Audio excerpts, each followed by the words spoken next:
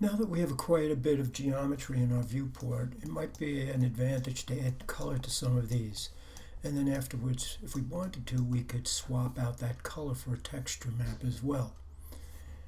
We're going to look at a window called the Hypershade. It appears first at the top of the user interface. It looks like a blue pool ball with no number on it. It can also be added to our shelf by holding down Command-Shift, going to Windows, Rendering Editors, and Hypershade.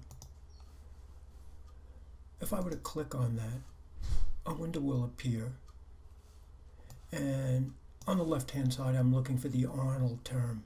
When I click on that, it shows me the texture maps that will be compatible with the Arnold render engine. The only one we really need to be concerned about is the one called the AI Standard Surface. When I click on it, it appears first in the Material tab and on the right-hand side where I can make some edits to it. I'll select out the name and I'll type in chair. And now when I click on the color picker, I can choose the color I want. I'll choose a brown, and I'm going to move it to the side so I can get at where the chair is. I'll select one of the pieces of geometry and hit the up arrow, and then I'll right click on the node or the sphere shape in the Material tab. Holding down the right mouse, I'll click on Assign Material at 12 o'clock. And now if I were to zoom in on my chair, the whole thing is that color. Now if I wanted to, I could put a color on the table as well.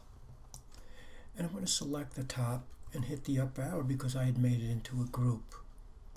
There's a truncated version of this menu, and it can be reached by selecting the geometry in your viewport that you want to put the color onto.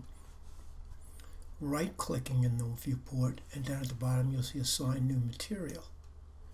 And I'll click on Arnold again.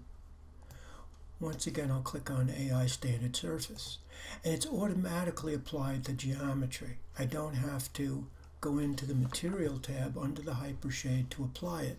So now whatever I do to the color picker here, I'll name that table.